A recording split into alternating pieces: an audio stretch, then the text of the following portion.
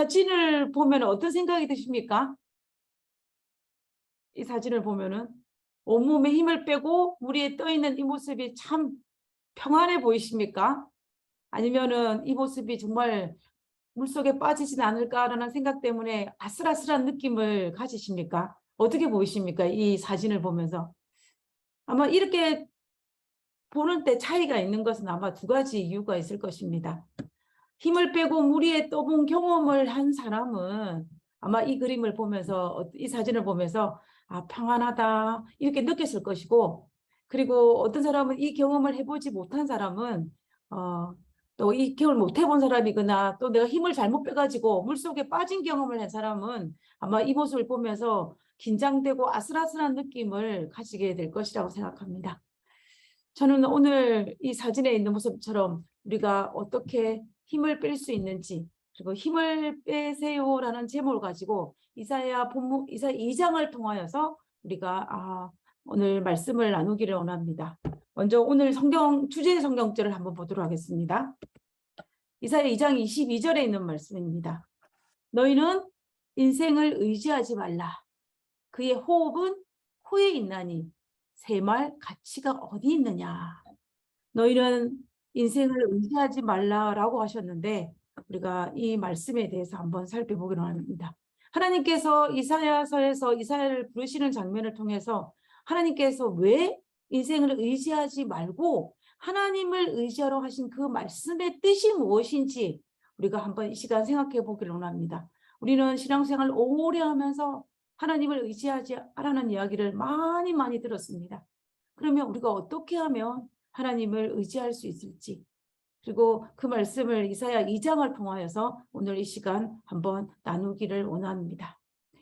이사야 선지자는 예루살렘과 남방 유다의 하나님의 기별을 전한 선지자로서 60년이란 긴 기간 동안 사역을 한 선지자로 우리에게 알려져 있습니다. 먼저 이 이사야 선지자의 모습을 한번 살펴보면요. 이사야 선지자가 살았던 당시에 이 배경입니다. 이사야 선지자가 살았을 당시에 강대국은 아수르와 그리고 애굽이었습니다. 그 당시에 이사야 선지자에서 가장 강대국은 어느 나라였냐면 아수르라는 나라였고, 그리고 남방 유다를 멸망시켰던 바벨론은, 여기 갈대로 적혀 있는 이 바벨론은 작은 소국이었습니다. 이사야 선지자 시대 때는 큰 나라가 아니었다라는 이야기죠. 그리고 애굽은 출애굽 이후에 나라의 힘을 잇고 난 다음에 그 출애굽 이전에 그 강대한 힘을 가지지는 못했습니다. 그렇지만은 이제 큰 나라로 존재하고 있었던 것을 볼 수가 있습니다. 그리고 이 이스라엘을 중심으로 그 주변에 블레셋과 에돔과 모압, 암몬이라는 이 나라가 유다를 중심으로 포위되어 있는 사실을 우리가 볼 수가 있습니다. 그래서 결과적으로 우리가 이사야 선지자 시대 때에 이 국세 정치에는 아수르라는 나라가 가장 강대국이었다라는 것을 우리가 알고 우리가 이 본문을 보면은 좋을 것이라고 생각이 듭니다.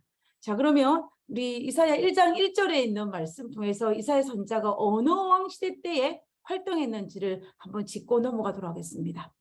이사야 1장 1절에 보면 유다의 왕 우시야와 요담과 아하스와 히스기야 시대에 아모스의 아들 이사야가 유다와 예루살렘에 대하여 본 이상이라 라고 되어 있습니다. 이 이사야 선지자가 길게 선지자 사역을 했기 때문인지 모르지만 많은 왕들이 이사야 선지자가 선지자로 활동하던 시기에 스쳐 지나갔습니다. 이사야 6장에 보면 우시야 왕이 죽던 그 해에 이사야가 소명을 받았다라고 기록하고 있습니다. 우리의 도표가 있는데요. 이 도표에 보면 우시야 왕이 죽는 그해 BC 742년경에 이사야가 하나님의 선지자로 부르심을 받았다라고 되어 있습니다. 그다음에 우시야가 죽고 난 다음에 요담이 등장하고, 그다음에 요담이 죽고 난 다음에 아하스가 등장하고, 그리고 아하스가 죽고 난 다음에 우리가 너무나 잘 알고 있는 히스기야 왕 시대 때에 활동한 선지자가 바로 이사야입니다. 이렇게 4명의 왕이 스쳐 지나가고, 그리고 우리가 어떤 전성에 의하면 이 이사야 선지자는 히스기야의 왕의 아들이었던 므낫셋에 의해서 순교를 당했다라는 기록을 찾을 수가 있습니다. 그래서 결과적으로는 우리가 이사야는 우시야와 요담과 아하스와 그리고 히스기야 그리고 므낫세 초기까지 그 시대에 이사야가 하나님의 선지자로 활동을 한 것을 우리가 볼 수가 있다라는 것입니다. 근데 지금 이사야가 소명을 받았던 그 시기, 우시야 왕이 맞은 말년과 요담 왕 이때에는 그 당시 북방 이스라엘의 왕은 누구였냐면 여로보암 2세였습니다. 이 당시에는 이사야가 선지자 소명을 받았던 그 당시 상황만 하여도 두 나라, 북방과 남방 유다는 굉장히 부유하고 강성한 나라였습니다. 그래서 물질적으로 풍요로웠어요. 나라가 성장하고 있었기 때문에. 그런데 우리가 알다시피 물질적인 풍요는 항상 조심하지 않으면 영적인 퇴보를 가져오는 경우들이 굉장히 많이 있습니다. 그래서 내가 편안하다, 안락하다, 풍요롭다는 생각이 들면 정신을 바짝 차려야 됩니다. 그렇지 않으면 나도 모르게 물질적으로는 풍요를 경험하지만 우리의 영성은 떨어지는 그런 경험을 할 수 있는 위험성이 있기 때문에 우리는 조심해야 되는데요. 정말 이사야 선지자가 소명을 받을 그 당시에는 나라들이 안정되었을 과 동시에 영적인 것은 굉장히 쇠퇴해 갔던 것을 볼 수가 있던 것입니다. 그래서 백성들과 정치인들은 모두 의로운 길을 버리고 도덕적으로 종교적으로 부패했을 뿐만 아니라 그들이 부정과 불의와 우상 숭배가 정말 많이 이루어졌던 시기가 바로 이 시기였음을 우리가 알 수가 있다는 것입니다. 결과적으로 이사야가 선지자의 소명을 받은 그 초기에는 겉으로는 부강한 나라의 모습을 갖추고 있지만은 속으로는 썩고 있는 그 시기가 바로 이사야가 선지자로 부름을 받았던 그 시기였다라는 것을 우리가 알 수가 있습니다. 근데 국제 정치상으로 볼 때는요, 이 남방 유다와 북방 이스라엘이 안정을 찾고 있는 것과 비교도 할 수 없을 만큼 세력을 가진 나라가 세력이 점점 커져서 강대국이 된 나라가 바로 뭐냐면 조금 전에 보여드렸던 그 지도에서 아시리아라고 우리에게 알려진 그 나라가 그 당시에 최대 강국이었음을 우리가 알 수가 있다는 것입니다. 그래서 결과적으로 우리 이도표에도 알 수 있는 것처럼 이사야가 선지자로 활동하는 그 시기에 아수르에 의해서 북방 이스라엘이 멸망을 하였고 남방 유다도 멸망의 위기에 있었지만은 히스기야가 하나님 앞에 정말 부복함으로 말미암아 하나님의 은혜로 멸망하지 않는 그 경험을 한 것이 바로 이사야가 하나님의 선지자로 활동했던 시기였음을 알 수가 있습니다. 이것이 지금 이사야서의 아주 선지자의 그 대략적인 것입니다. 오늘은 이사야 2장을 통해 살펴볼 건데요. 우리가 이사야 2장을 살펴보기 전에 이사야서의 66장에 관련된 것을 간단하게 한번 정리를 해보기를 원합니다. 이사야 2장이 어디에 속하는지를 우리가 알 필요가 있기 때문입니다. 우리가 이사야서의 또 다른 별칭 중에 하나가 있는데 그 별칭이 뭐냐면 이사야서를 성경 66권의 축소판이라는 별칭이 있습니다. 왜 그러냐면은 성경이 총 몇 권입니까? 성경이 총 66권 맞죠? 근데 이사야서가 총 몇 장이냐면 66장이에요. 똑같습니다. 그리고 우리가 성경을 구약과 신약의 두 부모로 나누는데 구약이 총 몇 권이냐면은 39권. 그리고 신약은 27권입니다. 그런 것처럼 이 이사야서를 이 구조적으로 두 개를 딱 분류를 해보면은 1장부터 39장으로 분류할 수 있고 그리고 또 다른 분류는 40장에서 66장까지 27장을 이렇게 나눌 수가 있어요. 마치 구약과 신약을 나누는 것처럼. 그리고 또 메시지를 살펴보면 우리가 구약의 하나님은 공의의 하나님, 심판의 하나님의 개념이 많이 들어 있습니다. 그런 것처럼 이사야 전반부에 해당하는 1장에서 39장까지는 심판의 하나님에 대한 메시지가 굉장히 많이 언급이 되어 있는 걸 볼 수가 있어요. 그리고 이 이사야서의 후반부에 해당하는 40장, 60장은 신약에 나타난 예수님의 사랑과 회복의 사랑에 나타난 그 메시지와 비슷하게 이 이사야서의 후반부에서도 하나님의 위로와 하나님의 회복에 대한 메시지가 많이 주어지는 것을 볼 수가 있습니다. 그래서 그랬기 때문에 우리가 이사야서를 성경 66권의 축소판이라는 별칭이 붙은 거예요. 그리고 또 하나의 닮은 점은 뭐냐면 우리가 성경에서 맨 마지막 계시록 맨 마지막 장 2장은 21장과 22장은 새하늘과 새 땅에 대한 이야기가 나오지 않습니까? 그와 마찬가지로 이사야서 맨 마지막 장 2장도 새하늘과 새 땅에 대한 이야기가 나오는 것을 통하여서 우리가 이 이사야서를 성경 66권의 축소판이라는 별칭을 붙이기도 합니다. 자, 이거는 대략적인 거고요. 오늘 저희들이 살펴보기로 한 거는 이사야 2장인데, 이사야 2장은 하나님의 심판에 대한 메시지를 전달할 때에 1장부터 12장에 속해 있는 것으로서 이것은 예루살렘을 향한 심판입니다. 예루살렘이라 하면 유다에 대한 심판과 같은 개념으로 볼 수 있겠죠. 하나님의 백성인 유다와 예루살렘에 대한 심판의 메시지가 주어지는 그 범위 속에 1장과 12장인데 그 중에 를 한번 살펴보는데 이 가운데 6장이 하나님께서 이사야를 부르시는 장면이 등장합니다. 우시야가 죽던 그해 하나님께서 이사야를 부르신다는 그 장면이 이사야 6장에 등장하는데요. 하나님께서 이사야 6장에서 이사야를 부르시기 전에 1장부터 5장에 예루살렘 백성들이 유다 백성들이 얼마나 패역하였는지를 이사야 선지자에게 보여줍니다. 한마디로 말하면 이스라엘 백성들이 예루살렘 백성들이 얼마나 패역하였는지를 이사야에게 고발하는 모습을 그런 형태의 모습을 띠고 있어요.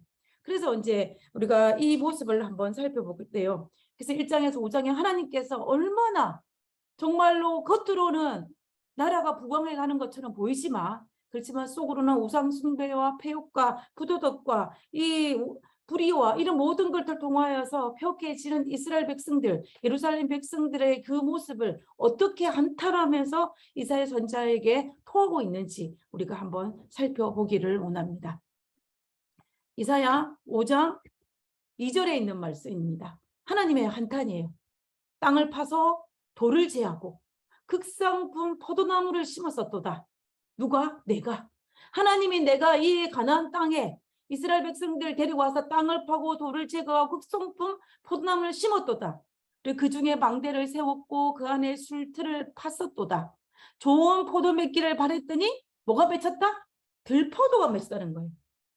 내가 봄에 농사를 잘 짓기 위해서 모든 것들을 다 했습니다. 거름도 주고 정말 땅을 갈아 엎기도 하고 그리고 여러 가지 모든 이 나무들이 잘 자라게 모든 조건을 갖추었는데 이제 그 식물이 자라서 수확을 하려고 보니까 포도가 달리는 것이 아니라 뭐가 달렸다는 거예요? 들포도.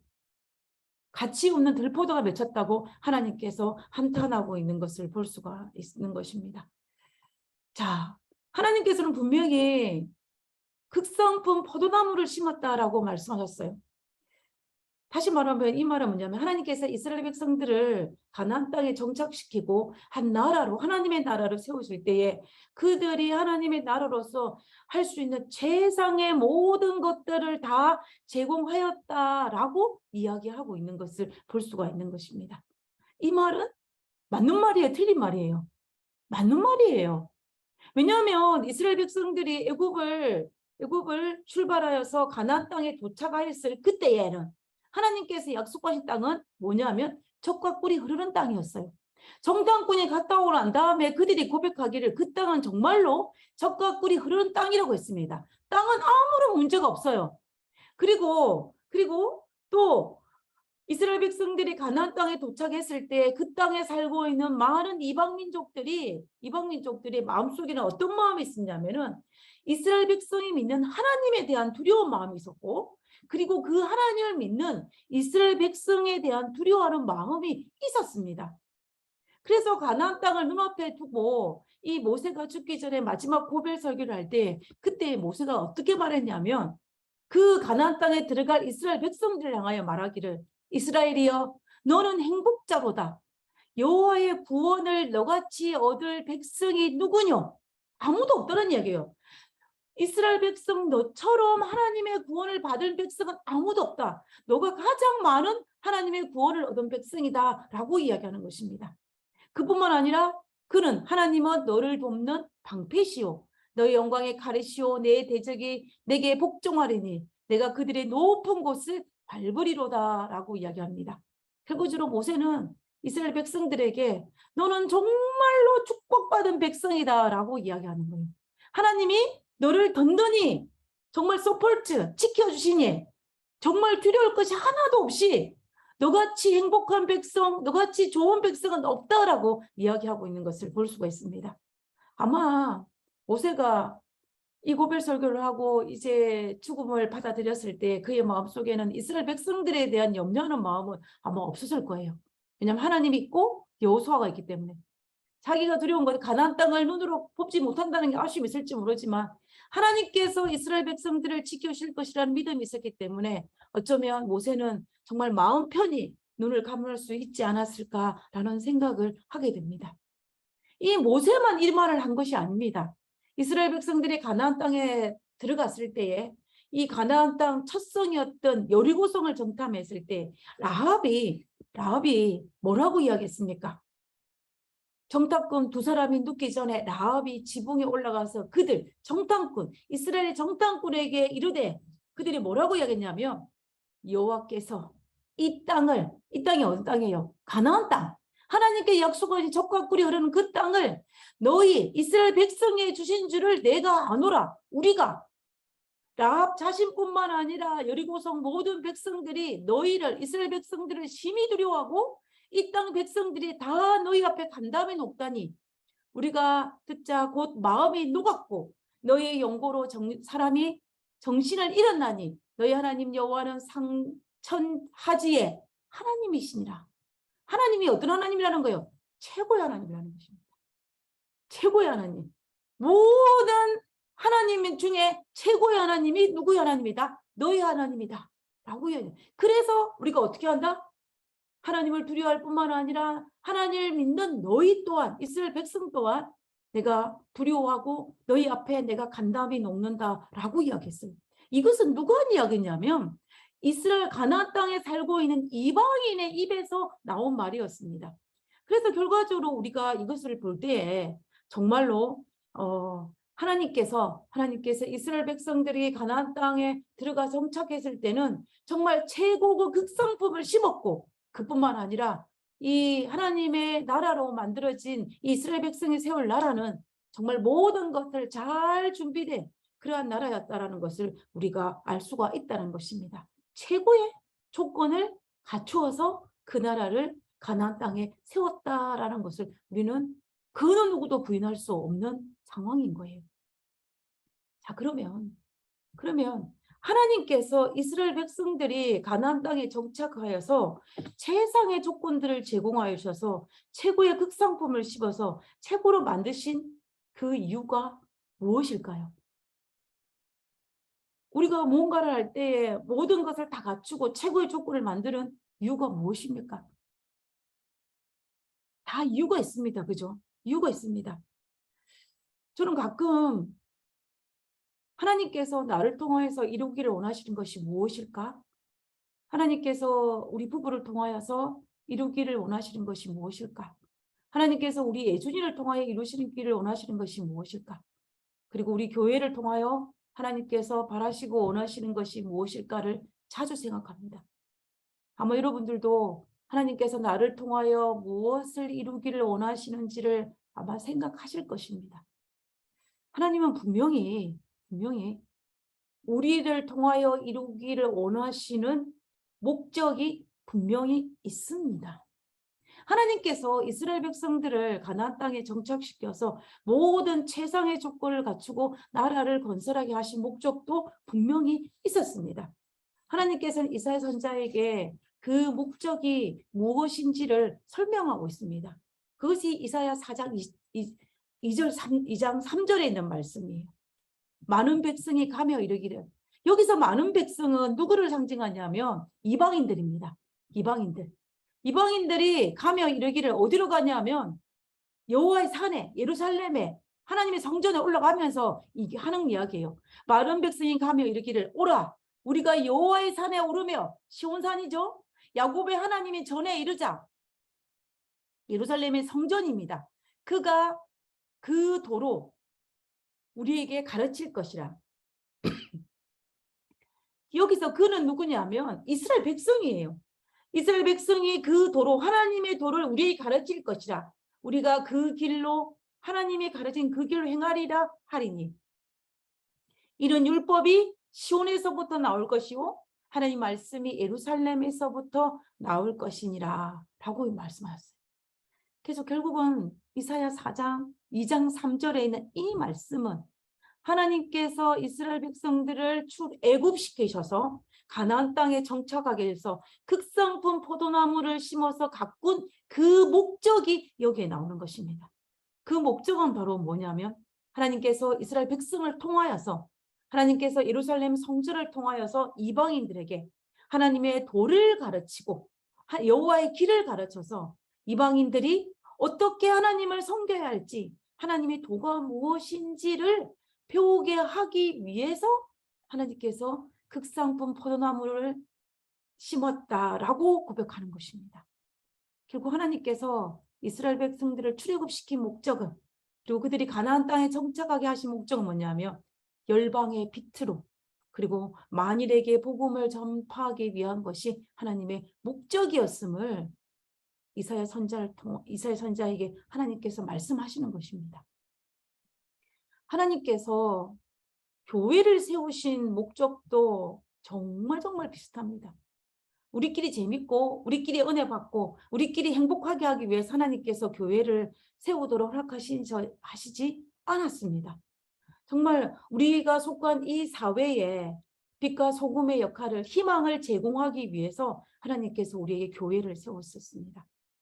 하나님께서 이 네파교회를 세우신 목적도 마찬가지입니다. 하나님은 이 네파교회를 통해서 등대 역할을 하기를 원하셨습니다. 어둠의 빛을 비추고 그리고 길을 잃은 자들에게 빛을 제공해 줄 수 있는 그런 사람. 어떤 사람이 지나가다가 교회 옆을 지나가다가 저기에 하나님을 잘 믿는 사람들이 있어. 그리고 내가 힘들 때 그곳에 가가지고 내가 위로를 받을 것이라 기대를 가지려고 교회를 찾아오게 하기 위해서 하나님께서는 정말 네파교회를 세우셨다는 사실을 우리가 잊지 말아야 할 것입니다. 하나님의 기별을 전하고 진리의 빛을 전하고 등대 역할을 하기 위해서는 우리는 정말로 이 지역사회에 봉사를 해야 할 것이며 그러기 위해서 우리가 전도회를 하는 것입니다. 전도회를 통해서 우리가 은혜 받고 우리가 기뻐하고 우리가 말씀 안에서 행복하기 위해서 이런 집회를 하는 것이 아니라 교회의 원래의 사명인 등대 역할을 잘하기 위해서 우리가 이 전도회를 개최한다는 사실을 우리가 잊지 말아야 할 것입니다. 자, 그런데 문제가 발생했죠. 하나님께서 이사야 선지자를 통하여 그런 목적으로 가나안 땅에 나라를 세웠는데 이스라엘 백성들이 이방의 빛이 되기는 고사하고 도리어 어떻게 됐다는 거예요. 하나님의 기대와는 달리 그들이 빛을 잃어버리고 그들이 이방인과 정말로 똑같이 되었다라고 한탄하고 있는 것이 바로 이사야 2장의 전반부에 있는 내용입니다. 하나님의 한탄 내용을 살펴보면 그들은 하나님의 풍습을 버리고 이방인들의 풍습을 따라갔다는 거예요. 하나님의 색깔을 잃어버렸다는 것입니다. 그리고 그들은 더 이상 하나님께 관심을 두지 아니하고 어디에? 물질에만 관심을 뒀다는 거예요. 신앙을 버리고 물질을 선택한 그들의 모습을 한탄하고 있는 것입니다.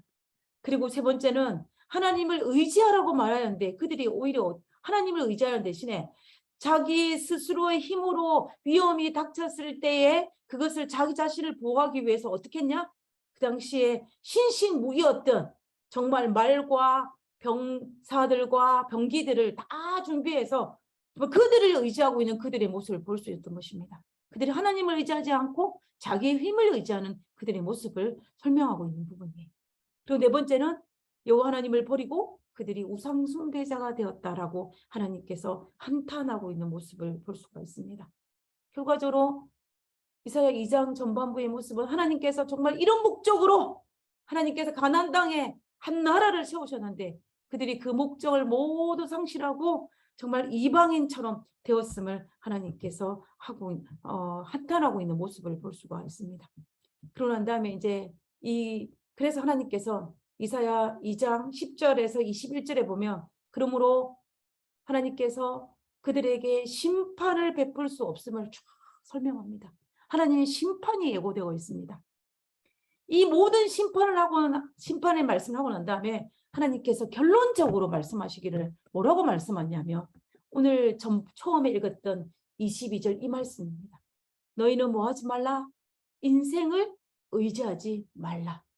그의 호흡은 코에 있나니 새말 가치도 없다라고 이야기하는 것을 볼 수가 있어요. 다시 말하면 정말 생각할 가치도 없이 뭐 어떻게 하라는 것입니까? 너희 헛된 인생을 의지하지 말고 하나님을 의지하라는 이야기입니다. 하나님을 의지하는. 이 이사야 2장 22절에 있는 이 말씀이 이사야 2장의 결론입니다. 너희 인생을 의지했을 때에 어떤 일이 닥쳤는지, 그들에게 어떤 심판이 임할 것인지를 설명하면서, 그러므로 너희는 인생을 의지하지 말라고 이야기해요. 이 22절에 있는 이 결론은 이사야 2장의 결론이기도 하고 이사야서 전체의 결론이기도 하고, 그리고 어쩌면 성경 전체의 결론이기도 합니다. 너희는 우리가 하나님을 의지하고 사람을 의지하지 말라는 말씀을 하는 것을 볼 수 있는 것입니다. 우리가 누구를 의지하느냐, 누구를 롤 모델로 삼느냐, 그리고 누구의 말씀을 내 삶의 지표로 삼느냐, 누구를 바라보고 의지하느냐는 우리에게 굉장히 중요합니다. 왜냐하면 우리가 누구를 의지하고 바라보느냐에 따라서 우리의 삶의 방향이 달라지기 때문입니다. 혹시 여러분은 바라봄의 법칙이라는 것을 혹시 아십니까? 바라봄의 법칙. 이 바라봄의 법칙이라는 한 조영기 목사님이 이 말씀을 설교를 하면서 많은 기독교에서 이 원칙을 가지고 많은 사람들이 설교를 했습니다.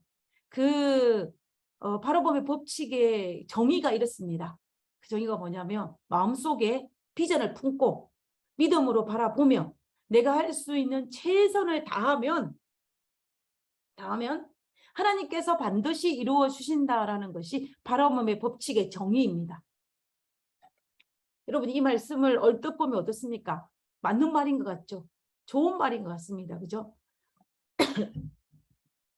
그러나 이 말은 우리가 너무나 잘 알고 있는 조엘 오스틴이 주장하여 한때 전 세계를 돌풍을 일으켰던 이 믿는 대로 된다라는 긍정의 힘과 굉장히 비슷합니다. 굉장히 비슷해요. 무슨 말이냐면 조엘 오스틴이 이 긍정의 힘을 자세히 조금만 깊이 들어가다 보면 내가 원하는 무엇인가를 얻기 위해서 내가 긍정적인 생각을 계속하면 그대로 된다라는 주장을 가지고 한 것이 바로 긍정의 힘이에요. 긍정의 힘입니다. 그래서 이 바라봄의 법칙도 이와 비슷해요. 바라봄의 법칙도 정말 내가 마음속에 비전을 품고 믿음을 가지고 내가 할 수 있는 최선을 다하면 하나님께서 반드시 이루신다는 거예요. 그래서 이 바라봄의 법칙과 이 긍정의 힘은 거의 같은 것을 볼 수가 있는데, 우리가 이 말씀을 가만히 처음에는 우리 한국 사람뿐만 아니라 모든 사람들이 다 복을 받는 걸 좋아합니다. 기복 신앙인이 기본적으로 있어요. 그러니까는 이 기복 신앙을 가지고 있기 때문에 이것이 우리 현대인에게 굉장히 잘 맞는 것입니다. 그래서 어떻게 되냐면 잘 맞기 때문에 이 바라봄의 법칙이나 긍정의 힘이 정말 전 세계 사람들에게 돌풍을 일으키고 많은 사람들에게 지지를 받았던 것을 우리가 볼 수가 있어요. 지지를 받았던 걸 볼 수가 있는데, 그런데 문제는 뭐냐면 이 바라봄의 법칙과 긍정의 힘의 잘못된 것은 무엇이냐면은 주체가 하나님이 아니고 나입니다. 나예요. 무슨 말이냐면 계획은 내가 하고 비전도 내가 세우고, 하나님은 어떻게 해요? 하나님은 단지 내 계획을 이루시는 분이라는 그 사상을 밑바탕에 깔고 있어요. 그렇기 때문에 우리가 이 바라봄의 법칙과 긍정의 힘의 이것은 우리가 겉으로 보기에는 참 좋은 것 같기는 하지만, 그러나 성서적으로는 맞지 않는 것을 우리가 볼 수가 있는 것입니다. 성서적인 것은 하나님의 믿는 신앙인은 주체가 내가 아니라 누구예요? 하나님이에요. 내 뜻이 아니고 내 힘이 아니라 하나님의 뜻과 하나님이 들어야 되는 것입니다. 그런데 바라봄의 법칙과 긍정의 힘은 주체가 내가 됨으로 말미암아 이거를 좀 더 들어가다 보면은 이거는 어떻게 되는 거예요? 성서적이지 않다는 거예요. 그래서 오늘날에는 이 긍정의 힘과 바라봄의 법칙을 우리가 기독교 안에서는 성서적이지 않기 때문에 잘 활용하지 않습니다. 당연히 그럴 수밖에 없죠. 그래서 우리가 이 바라봄의 법칙과 긍정의 힘이 우리 성경적으로 되게 하기 위해서는 하나의 조건이 하나 있는데, 그것은 바로 뭐냐 하면은 정말 차이가 딱 하나예요. 한 끗 차이입니다. 그 한 끗 차이인데 엄청난 차이를 가져온 것이, 네, 그것이 뭐냐면은 내 뜻 대신에 하나님 뜻으로 바꾸는 거예요. 다시 말하면 내 힘을 빼는 것입니다. 내 힘을 빼는 것이, 내 힘을 빼면은 바라봄의 법칙도 긍정의 힘도 하나님의 것이 되게 되는 거예요. 인간적인 욕망을 채우고자 하는 이 기복신앙을 배제하고 오직 하나님의 뜻과 하나님의 힘을 바탕을 둔 긍정의 힘과 바람의 법칙은, 내가 힘을 빼면 이거는 성경 전체의 가르침이라는 것을 우리가 알 수가 있다는 것입니다. 그래서 하나님께서는 우리에게 우리의 악한 생각대로가 아닌 하나님의 선한 뜻대로 믿는 것이 바로 하나님을 믿는 믿음의 신앙인으로 가질 수 있는 긍정의 힘입니다. 그리고 마음속에 하나님께 주신 비전을 품고 또 하나님께 주신 믿음을 바라보면서 내가 할 수 있는 최선을 다하면 내 뜻이 아니라 하나님 뜻대로 이루어진다고 믿는 그 믿음이 바로 신앙인이 가진 바라봄의 법칙이에요. 주체가 바뀌니까는 완전히 달라지는 것입니다. 그래서 우리가 힘을 빼는 것이 그래서 필요하다는 거예요. 그리고 이사야 2장 22절에서 내 인생을 의지하지 말라고 말씀하셨는데, 이 말씀이 시편에도 그대로 등장을 합니다. 시편 146편 3절과 4절에 보면 방백들을 의지하지 말며 돌 힘이 없는 인생도 의지하지 말지니 그 호흡이 끊어지면 흙으로 돌아가서 당일에 그 도무가 소멸한다라고 했습니다. 한마디로 말하면 호흡이 끊어지면 아무것도 아닌 그 사람들을 의지하지 말라는 이야기예요. 그러면서 시편 146편 이어서 5절에 뭐라고 이야기하냐면 야곱의 하나님으로 자기의 도움을 삼으며, 야곱의 하나님이 누구예요? 이스라엘 하나님, 여호와 하나님, 우리 하나님입니다. 야곱의 하나님으로 자기의 도움을 삼으며 여호와 자기 하나님에게 그 소망을 두는 자는 복이 있도다. 다시 말하면 여호와 하나님을 의뢰하고 여호와 하나님을 의지하며 여호와 하나님 앞에 소망을 두는 자가 복이 있다라고 이야기하는 것입니다. 그래서 결국 시편 146편의 말씀도 헛된 인생을 의지하지 말고 누구를 의지하라? 하나님을 의지하라는 거예요. 하나님을 의지하라는 것입니다. 무엇을 빼고? 내 뜻을 빼고 내 힘을 빼고. 우리가 실제로 이스라엘 역사에서 보면은 이 사실을 정확하게 알 수가 있습니다. 우리가 이스라엘 역사에서 흥망성쇠의 모습들을 살펴보면서 우리가 흥망성쇠의 원인이 어디에 있는지를 우리가 깨닫고 이것을 우리의 삶에 적용한다면 우리는 정말 이 땅에서 하나님 안에서 정말 성공한 백성으로 살 수가 있을 것입니다. 우리가 이사야 시대에 살펴볼 때 이스라엘 시대에서 최강국이었던 아시리아가 사실은 북방 이스라엘을 멸망시켰고, 북방 이스라엘만 멸망시킨 것으로 만족하지 않고 누구까지 멸망시키려고 계획을 했냐면 남방 유다까지 멸망시키려고 계획을 했어요. 그런데 우리가 알다시피 어떻게 되냐면 북방 이스라엘은 멸망을 당했지만 남방 유다는 멸망을 당하지 않았습니다. 그러면 왜 하나님께서 아시리아에 의해서 북방 이스라엘 멸망을 당한 원인이 무엇이고, 그리고 남방 유다는 왜 멸망을 당하지 않았는지 이스라엘 역사에 있는 이야기를 한번 살펴보면서 우리가 왜 헛된 인생을 의지하지 말고 하나님을 의지해야 하는지에 대해서 우리가 역사를 통해서 한번 살펴보기를 원합니다. 자, 첫 번째는 아시리아의 북방 이스라엘 멸망 당하는 모습이에요. 이 북방 이스라엘 멸망 당할 당시에 북방 이스라엘의 왕의 이름은 누구였냐면 호세아였습니다. 호세아였는데 이런 게 17장에 보면 그 멸망의 과정을 설명하고 있는데요. 17장 4절에 보면 저가 누구냐면 북방 이스라엘의 마지막 왕이었던 호세아입니다. 호세아가 애굽의 왕 소에게 사자를 보냈습니다. 그리고 해마다 하던 대로 아수르 왕에게 조공을 드리지 아니하며, 해마다 아수르 왕에게 조공을 드렸는데 지금은 뭐 한 거예요? 조공을 드리지 않은 것입니다. 그리고 누구를 의지한 것입니까? 애굽의 왕이었던 소에게 의지한 것입니다. 그렇게 되자 아수르 왕이 호세아의 배반함을 보고 저를 옥에 근거하여 두고라고 승인되어 있어요. 이렇게 해서 이 북방 이스라엘이 멸망하는 것을 우리가 볼 수가 있습니다. 결국 우리는 아시리아에서 북방 이스라엘 멸망하는 과정을 살펴보면 북방 이스라엘 왕이었던 호세아가 하나님을 의지해야 됐는데 누구를 의지했냐면 애굽 왕을 의지했어요. 그러므로 말미암아 멸망했습니다. 그러나 그와 반대로 이 아시리아가 남방 유다를 멸망시키기 위해서 BC 701년에 사내립을 대장으로 삼아 내려왔는데 멸망시키지 못했어요. 왜 멸망시키지 못했냐면 그때 남방 유다의 왕의 이름이 누구냐면 히스기야입니다.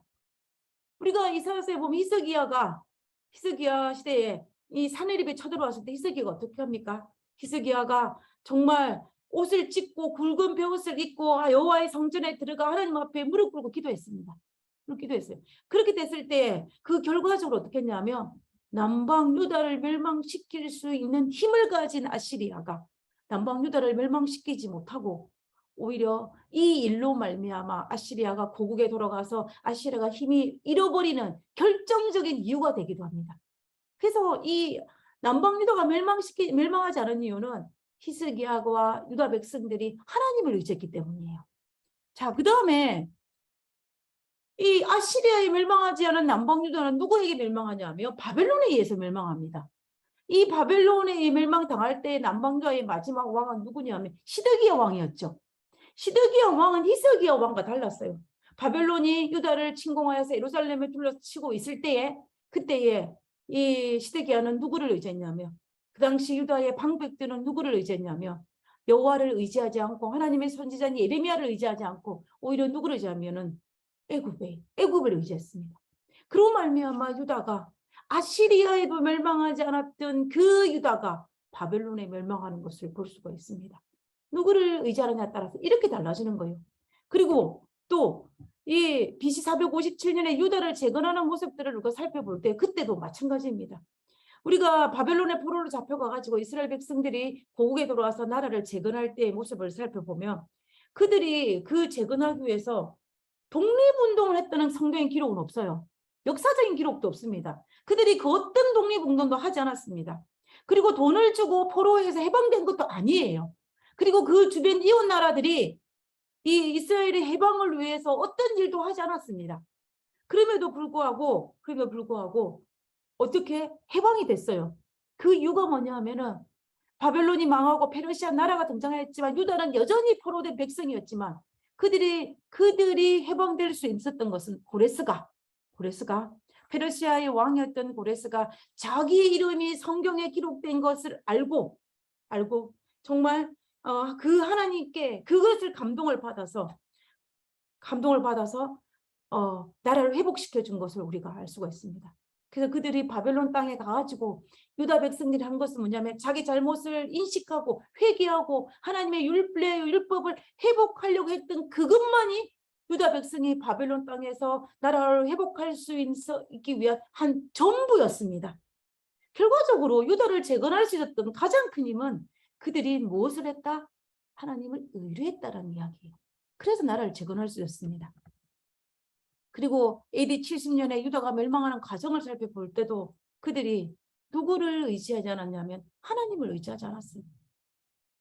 그들은 여전히 하나님 믿는 초대교회를 핍박하였고 하나님을 부인하였고 예수님을 부인하였습니다.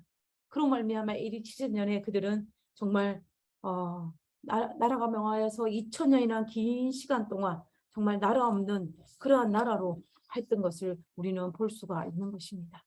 우리는 이스라엘의 이 흥망성쇠의 과정, 큰 굵직한 사건만 봐도 우리가 하나님을 의지하는 것이 어떤 결과를 가져오고 우리가 사람을 의지하는 것이 헛된 인생을 의지하는 것이 어떤 결과를 가져오는지를 우리는 너무나 잘 알 수 있다는 것입니다. 역사가 이 사실을 우리에게 증명해 줍니다. 성경이 우리에게 자세하게 증명해 줍니다. 복과 저주, 성공과 실패, 생명과 사망, 부흥과 패망은 누구에 달려있냐면은 하나님께 달려있다라는 이야기예요. 그래서 하나님께서는 이 사실을 알고 있었기 때문에 하나님은 너의 인생을 의지하지 말고 누구를 의지하라? 하나님을 의지하라라고 이야기하고 있는 것을 볼 수가 있습니다. 그러면 우리의 능력이 아니라 하나님의 기이한 도우심으로 우리가 하나님을 의지하게 될 때에 우리는 하나님께서 정말 하나님의 뜻대로 하나님의 소망대로 그 일을 이루실 것이고 정말 하나님께서 우리에게 의지하는 그 축복을 허락해 줄 것입니다. 제가 한 몇 주 전부터 하나님께 정말로 깊은 감사를 드린 적이 있어요. 그게 뭐냐면 이번 서부 야영회 때에 선교사님들이 많이 오지 않았습니까?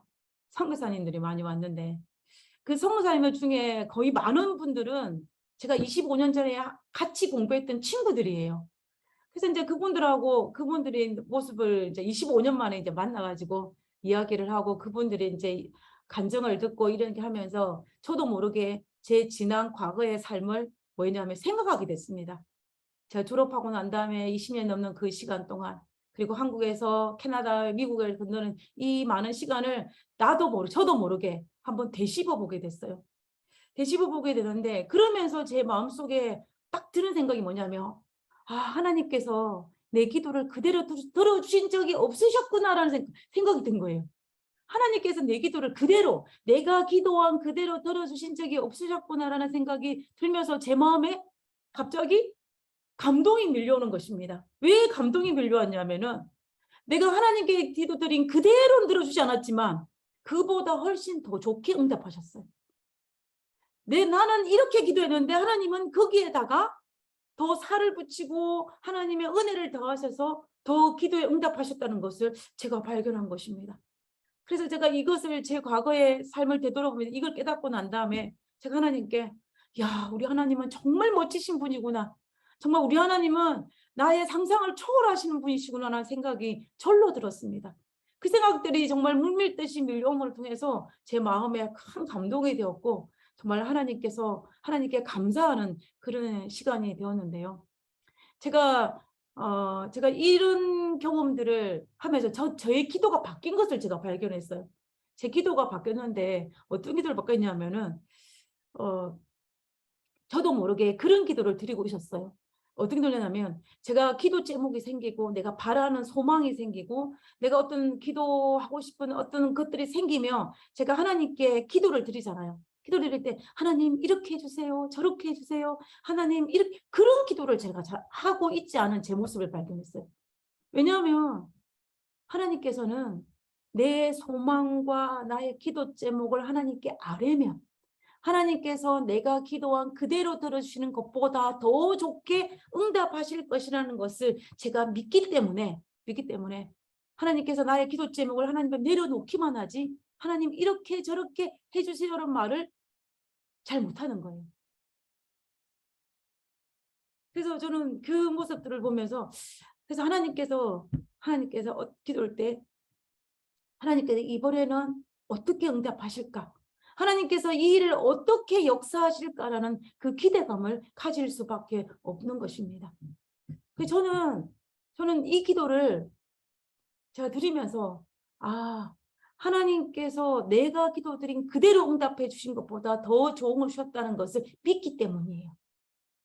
그래서 우리는 하나님께 기도드릴 때 우리의 힘을 뭐 해야 되냐? 빼야 돼요. 우리의 힘을 빼야 됩니다. 그래야만이 하나님께서 마음껏 우리의 기도 제목을 가지고 일하실 수가 있어요. 하나님은 이만큼 주고 싶으신데 내가 이만큼만 달라고 하나님께 계속 매달리면 하나님은 이만큼 주고 싶은데 얼마큼밖에 못 줘요. 이것밖에 못 주시는 거예요. 그래서 우리가 기도 드릴 때 우리의 힘을 빼는 것이 필요합니다. 바라봄의 법칙과 긍정의 힘에서도 우리가 힘을 빼는 게 필요해요. 그래야만이 하나님께서 마음껏 일하실 수가 있어요. 바라봄의 법칙과 긍정의 힘이 주체가 나에서 하나님으로 바뀌게 되면 하나님께서 마음껏 일하실 수 있는 그 주권을 하나님께 돌려드리기 때문에 우리는 하나님께서 우리가 생각하고 우리가 기도한 그대로가 아니라 더 큰 것을 경험할 수 있게 된다는 것입니다. 제가 이제 발 마사지를 한 지 조금 되지 않았습니까? 제가 횟수로 보니까 거의 10년이 다 차가는 것 같아요. 이 발 마사지를 해보면은 처음에 이 발 마사지를 받는 분의 특징이 있습니다. 그 특징이 뭐냐면은 발 마사지를 받으려고 이제 딱 침대에 누워 있으면 어떻게 하냐면 발 마사지를 받으면서 본인도 같이 발 마사지 하는 사람과 함께 발 마사지 하고 있어요. 이 말이 무슨 말이냐면 누워있는 사람은 그냥 가만히 누워있으면 되는데 어떻게 하냐면 발을 들여야 될 곳은 자기가 듭니다. 발 마사지 하는 사람이 드는 것이 아니고 받는 사람이 들어요. 그리고 다리 무릎을 펴야 되면 본인이 펴니다. 발 마사지 하는 사람이 펼 것인데 본인이 다 하는 거예요. 그리고 또 이 발바닥에 발 마사지는 본인도 발바닥에 온 정신을 집중합니다. 그다음에 발가락에 집중하고 발등에는 발등에 집중해요. 그러면 이 특징이 뭐냐면 이 집중하게 되면 힘이 들어가요. 힘이 들어갑니다. 그렇게 되면 어떻게 되냐면은 그러면 마사지를 제대로 할 수가 없어요. 그런데 이 발마사지 받은 사람들이 밤에 힘을 빼지 않고 힘을 넣는 이유가 설명하기를 뭐냐면 미안해서라고 이야기해요. 내가 발마사지 받는 것도 미안한데 내가 그냥 이 발 드는 것 정도는 내가 해줘야 되지 않겠냐는 사람이 발을 든다는 것입니다. 근데 이 발마사지를 받을 때에 그 힘을 넣게 되면 어떤 상황이 발생하냐면은 마사지가 효과가 떨어져요. 그리고 마사지 하는 사람들이 굉장히 힘이 듭니다. 차라리 모든 힘을 빼고 마사지 하는 사람들에게 모든 것을 의탁하게 되면 마사지 하는 사람도 편하게 마사지를 할 수가 있고 그리고 받는 사람도 이 효과적인 면에서 굉장히 좋은 효과를 가지고 올 수 있어요. 힘을 빼는 게 필요해요. 힘을 빼지 않으면 안 됩니다. 그리고 우리가 악기를 배울 때 어떻게 합니까? 힘 빼라는 소리를 굉장히 많이 해요. 피아노를 배울 때도 손가락에 힘을 빼라고 그럽니다. 제가 플룻을 배울 때 제가 지적받은 것 중에 많은 부분이 어깨에 힘 빼라는 소리예요. 어깨에 힘을 빼고 그리고 입술에 힘을 빼라는 소리를 굉장히 많이 들었습니다. 어깨에 힘을 빼고 입술에 힘을 빼야만 소리가 잘 나온다는 거예요. 피아노를 칠 때도 피아노 손가락에 힘을 빼야만 소리가 잘 나온다는 거예요. 우리가 힘을 빼지 아니하면 할 수가 없어요. 힘을 빼야 됩니다. 힘을 빼야 돼요. 지금 이 수영을 하고 있는 이 사람도 몸에 힘을 쫙 뺄 때에 우리에 뜨는 거예요. 근데 자기 힘을 빼지 않고 힘을 주면 어떻게 됩니까? 물속에 깔아앉는 것입니다. 힘 빼는 것이 굉장히 중요해요. 이와 마찬가지로 우리가 하나님을 바라보고 하나님께 기도드리고 이렇게 할 때에도 우리의 힘을 빼야 돼요. 우리의 힘을 뺀다는 것은 무슨 말이냐면 나의 모든 것을 하나님께 맡긴다는 이야기예요. 이 사람이 지금 이 수용하고 있는 사람이 자신의 힘을 빼고 모든 것을 누구에게? 우리에게 의탁한 것과 같은 개념이라는 것입니다. 그래서 힘을 빼고 온전히 하나님께 맡길 때에만이 우리는 우리의 붕붕 뜰 수도 있고 하나님께서 바라시고 원하시는 모습대로 우리의 모습이, 우리의 가정이, 우리의 교회가 하나님께서 마음껏 요리해서 하나님의 본 모습으로 찾아갈 수 있다는 것입니다. 그래서 힘을 빼는 것이 중요해요.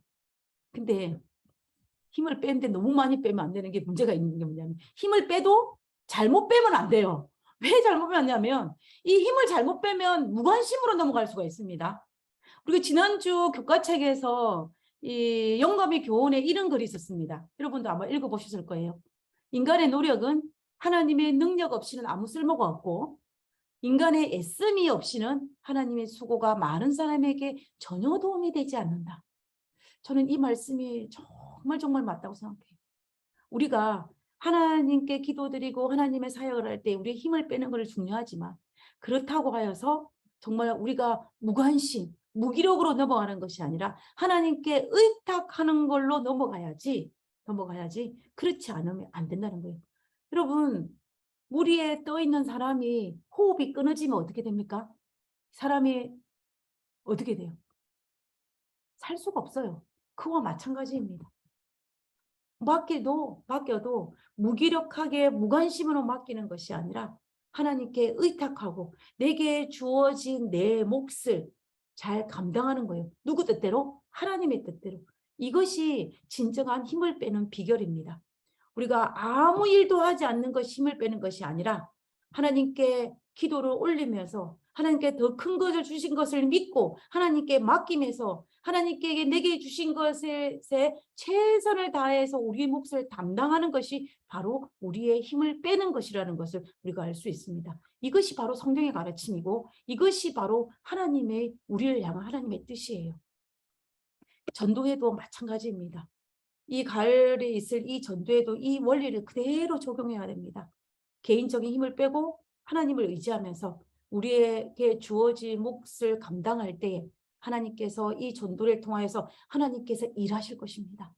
하나님께서 우리는 뭐 하기만 되냐면 너희는 그의 구원을 보라 하고 말했던 이 모세의 말처럼 우리 하나님께서 이 전도를 통해서 어떤 역사를 이루실지 우리는 포기만 하면 되는 것입니다. 어떻게 하고 우리의 개인적인 힘을 빼고 하나님을 의지하면서 우리의 몫을 감당할 때에 우리가 하나님께서 큰 역사를 바라볼 수 있는 그 축복을 경험할 수 있는 우리 모두가 되기를 간절히 바라면서 우리 찬미 부르고 기도하고 마치도록 하겠습니다.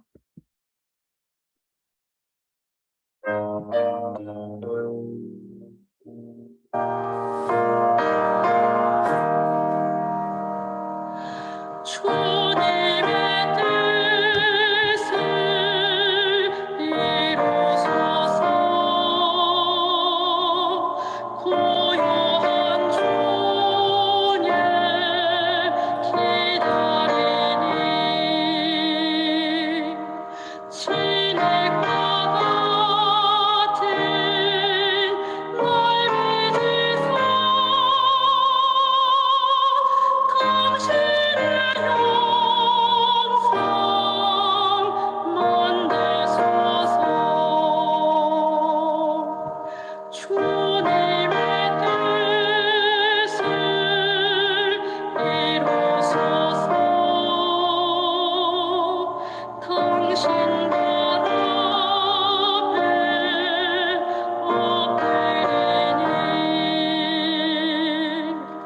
나의 성함을 살피시라. 눈도 나에게 하옵소서. 주님의 뜻을 이루소서. 병들어 몸이 피곤할 때 권능의 손을 내게 펴서 새롭게 하여 주옵소서.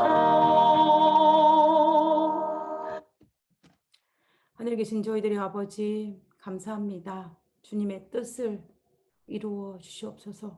하늘의 뜻이 이 땅에 이루어질 수 있도록 아버지여 도와주시고 하늘의 뜻이 우리 개개인의 삶에 우리 가정에 우리 교회에 이 땅에 이루어질 수 있도록 주여 도와주시옵소서. 아버지 그 일을 위하여서 하나님께서 우리에게 명하신 그 몫을 하나님을 의지하면서 감당하는 저희들 되게 하시고 그로 인하여 정말 하나님의 그 복을 바라볼 수 있는 특권을 누리는 우리 모든 성도님들 될 수 있도록 주여 축복하여 주시옵소서. 우리의 기도를 들으시고 응답하여 주신 하나님의 인원을 감사드리오며 이 안식일 첫 시간에 우리 모든 믿음의 성도님의 가정에 하나님의 크신 축복이 함께하여 주옵기를 거룩하신 예수님의 이름으로 기도드렸습니다. 아멘. 안녕하세요. 안녕하세요. 기쁘고 즐거운 안식일입니다. 어떻게 더운 날씨 가운데 건강히 잘 지내셨는지요? 요새 날씨가 좀 많이 덥죠. 그리고 또 고국 한국에는 지금 비가 너무 많이 와가지고 또 피해를 많이 보고 있는데 우리 고국에 있는 우리 사랑하는 우리 가족들 또 친척들 또 교우님들 위해서 우리 기도해 주시기 바랍니다. 이 시간에 우리 다 같이 찬미 부르고 예배 시작하겠습니다. 귀하신 주여 날 붙드사.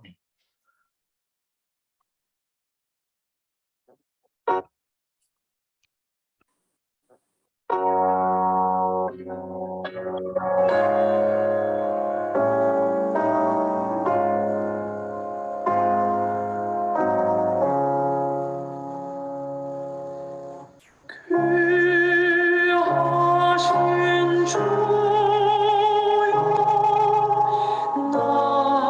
날 붙드사. 주님께로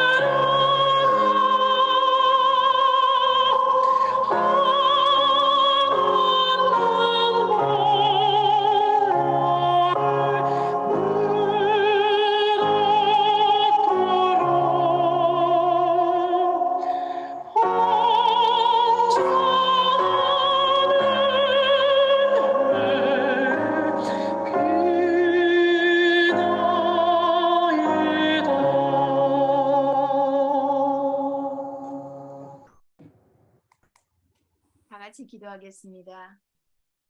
하늘에 계신 아버지 하나님, 바삐 돌아가는 세상 중에 살았지만 이 안식일을 기억하여 주님 앞에 모일 수 있게 하여 주셨으니 주님 감사합니다. 이 안식일이 시작하는 시간, 우리의 마음을 채우고 있었던 모든 것들을 주님 발 아래 내려놓을 수 있도록 주님 도와주시옵소서. 그 빈자리에 주님 성령님 저희를 찾아오셔서 우리가 이 안식일을 맞고 또 이 주신 말씀을 받기에 합당한 사람들로 꼴지어질 수 있도록 주님 도와주시옵소서. 우리는 평안한 가운데 이 안식일을 맞고 있지만 우리 주위에는 전쟁의 소식과 홍수의 소식과 많은 사고들로 점철되어 가고 있는 것을 우리가 봅니다. 주님, 우리가 비록 몸은 떠나 있지만 우리의 조국이 있습니다. 우리의 조국에 많은 비로 인해서 많은 사람들이 피해를 받고 또 우리의 한 형제된 가정들이 또 목숨을 잃는 그런 일이 발생하였습니다. 또 주의 몸된 교회가 정말 많은 피해를 보는 그런 일도 있었습니다. 주님, 그들에게 위로를 허락하여 주시고 주님, 이 일이 그들에게 시험이 되지 않게 하시며 도리어 더 큰 하늘을 바라는 또 주님의 일을 더 몸바쳐 일할 수 있는 그런 성도들 되게 주여 도와주시옵소서. 아멘. 아버지 하나님, 저희에게도 또 이번 오는 9월에는 말씀의 잔치를 베풀게 하여 주셨으니 주님 감사합니다. 아멘 아버지. 먼저 우리 교우들이 먼저 마음이 준비되고 우리가 주님을 바라는 마음이 정말 간절할 수 있도록 주여 도와주시옵소서. 아멘. 말씀을 준비하는 우리 윤효영 목사님에게 주님 함께하여 주시고 또 이 말씀을 받아야 할 영혼들을 주님 먼저 찾아가 주셔서 그들의 마음밭을 준비하여 주시옵소서. 그래서 그 말씀이 그들의 마음밭에 뿌려질 때에 영혼의 수확으로 이루어질 수 있도록 주여 간절히 간구합니다.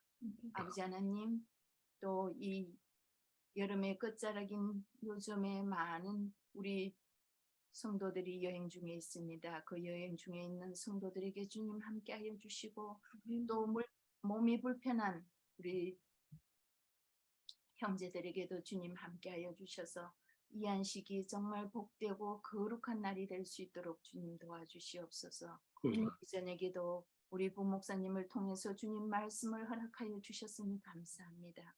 그 말씀을 우리의 것으로 정말 받는 그런 우리 모두가 될 수 있도록 도와주시옵시기를 예수님 이름으로 간절히 간구합니다. 아멘. 네, 감사합니다. 네, 이 시간에 우리 부목사님의 귀한 말씀이 있겠습니다.